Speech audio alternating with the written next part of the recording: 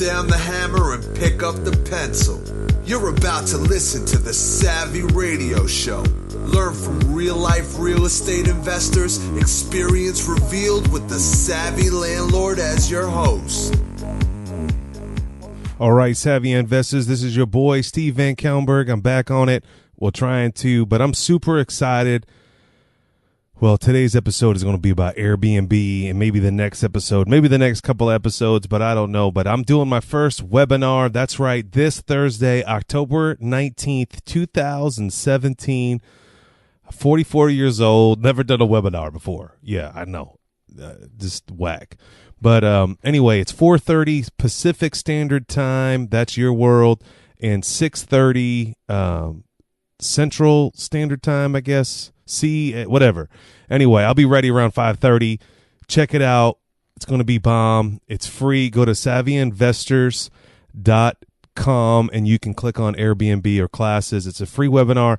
But why is it free? Well, because my boy Al Williamson, the leading landlord, and I just want to give back. I mean, I have benefited tremendous from his advisement, and I have learned a lot about Airbnb, and I'm going to spill the beans. The smart way to do short-term rentals. I've learned so much. One thing that I learned was that you want to get them to go month to month, not just per day. So anyway, what I'm going to do on this episode is, anyway, I'm just hyped up on Airbnb, and I'm just going to go break it off. Okay, I'm just going to go over things just fast and furious. If you have my email or Facebook or how you can get a hold of me, send me questions, or if you want me to elaborate more on this, Big Al will do more. But this is the things that I've learned just recently. Number one, I learned it's a better return on investment. A couple costs in the beginning, but the long-term reward is better. For example, on an average $800 rental that I would normally have, I may eke out $1,500, almost double, sometimes $1,200. So that's one thing. Another thing, I have no collection problems, no drama. If they're going to leave or not going to leave, everything is in my face and I know what's going on. And Airbnb or VRBO, I have had a lot of great success with VRBO. Vacation rentals have done well as well. There's no evictions, no headaches. Kind of. I've had a little issues. I think there was a drunken party at one of my properties, and they broke the table. No big deal. Kept their deposit. Kept on rolling. Free advertisement. That's another thing why I like these. You know, it's like Google. Airbnb is like Google for houses. Okay. Apparently, they have more houses or more units than Marriott, which merged with Hilton. How do you figure that out? Over millions of units, at least over 1 million units of available spaces to rent are on Airbnb. Think about that. Free advertisement. The unit stays nice and clean. This is one thing I like about it. People are up front. They know that there's a fee. So if you have a make-ready charge, if you don't know about that, when someone moves out, they've been in there for 5 years and they destroy the place. Well, you have a make-ready fee. An average make-ready fee in my little world is about $1,200. Some real estate investors, $2,000. If it's in the hood, it could be $2,500 to $3,000. You don't have that with Airbnb, so you actually charge them for cleanings, and it's cleaned a lot often than normal. So another thing that I'm just ranting on. I'm just going to fill up 10 or 15 minutes until I get tired, and then I'll stop this thing. And I just wrote all this stuff down. I went with my partner. She broke off some awesome tips. Appreciate that. She emailed me. I'm like, what are the things that we've learned so far with Airbnb? Another one is extra insurance. Yes, I haven't really had any conflict. When I did have that guy break the table, it was kind of a difficult situation to process that through Airbnb. But if something catastrophe happened, I believe that Airbnb $1 million insurance would have kicked in. Airbnb does all the work for me. They collect the hotel fees or anything that's local. They do that and they pay for it for me. I love that. They only charge 3%. Now, as of right now, that may go up, but that's what it is right now. The cool thing is that the people that are going to rent your property, they're pretty nice people. in general. Now, of course, there's bad apples in everything you do in society.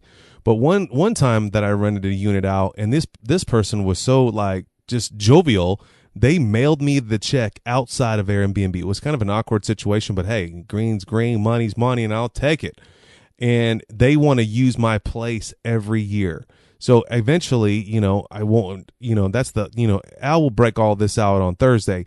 But the end goal is that you necessarily don't need Airbnb and VRBO. You want that thing booked all the time, and we're going to break that down more in depth on Thursday. You have many options to choose from, like if you want to turn it on, turn it off real fast, you set the rate, the cost, or they have another option on there. It's pretty cool. They can set the rate. You can have a bidding war. Thought that was pretty interesting. You can also, you get a little bit more clout on Airbnb if you have instant booking and you can set the restrictions.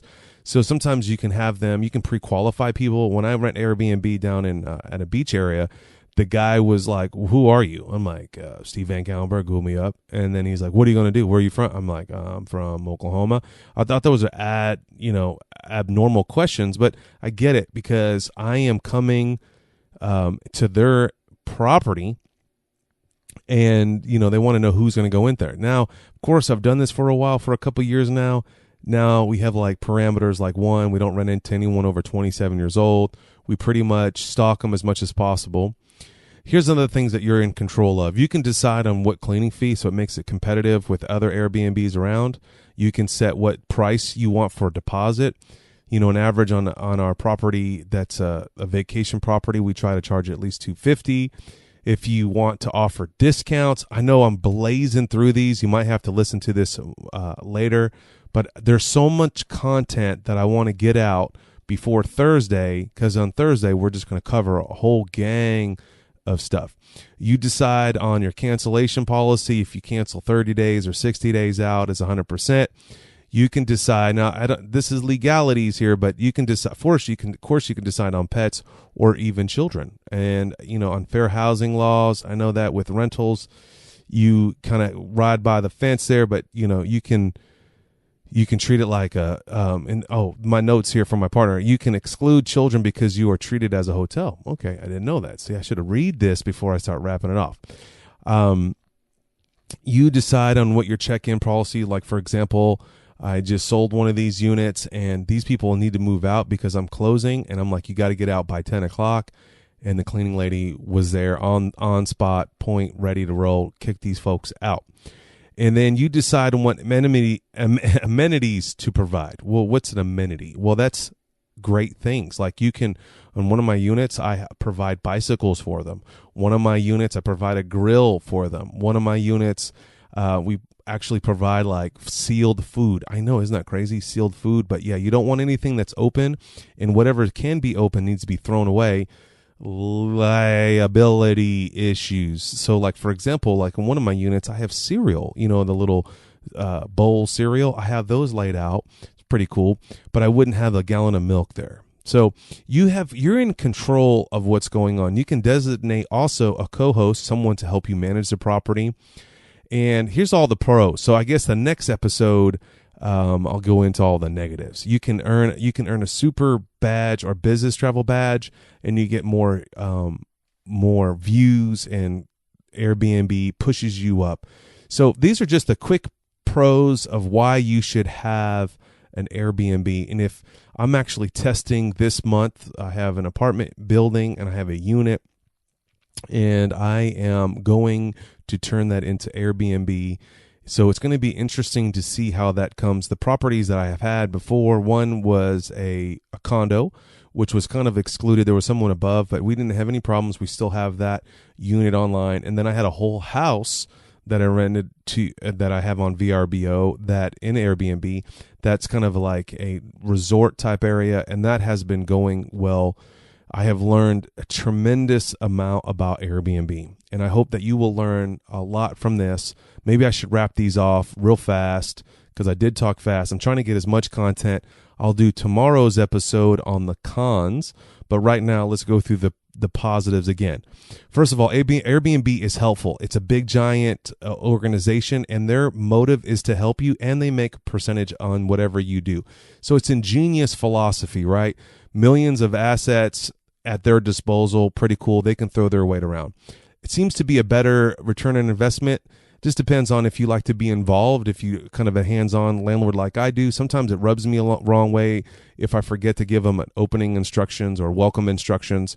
I never have a collection problem. I don't have evictions. I get free advertising from $1 billion company. Bing, bing. I love that.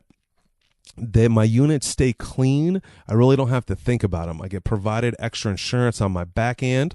Yes, thank you very much. Airbnb does all the pays and collects the taxes. Now in VRBO, I kind of have to do that myself. Right now, Airbnb only charges 3%.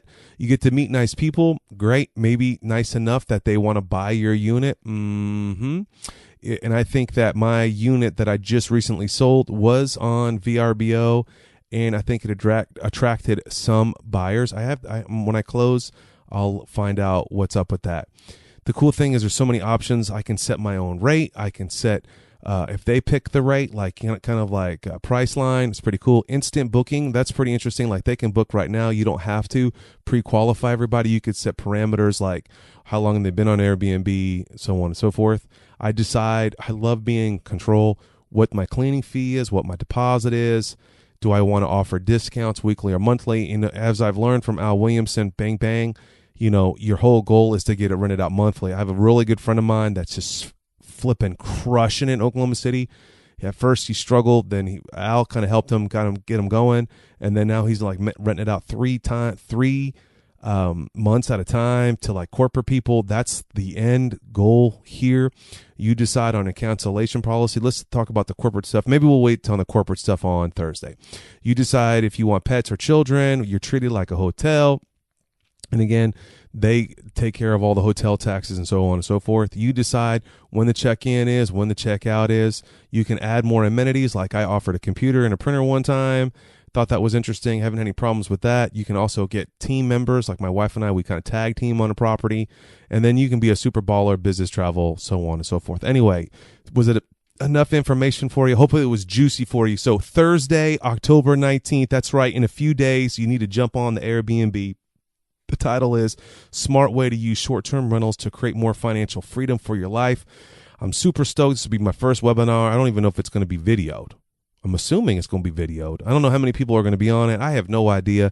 But my boy Al Williamson is heading it up, leadinglandlord.com. I am Steve VanCauwenbergh. I am the Savvy Landlord. I do talk fast. I try to give you as much content as possible. You don't want to miss Pacific time, 4:30, Central time, 6:30. That's right, the 19th, 2017 Airbnb webinar. Thanks for listening to the Savvy Radio Show. Glide online and listen to our other motivating episodes at savvyradioshow.com. Connect on Twitter at LandlordBook and always be buying assets.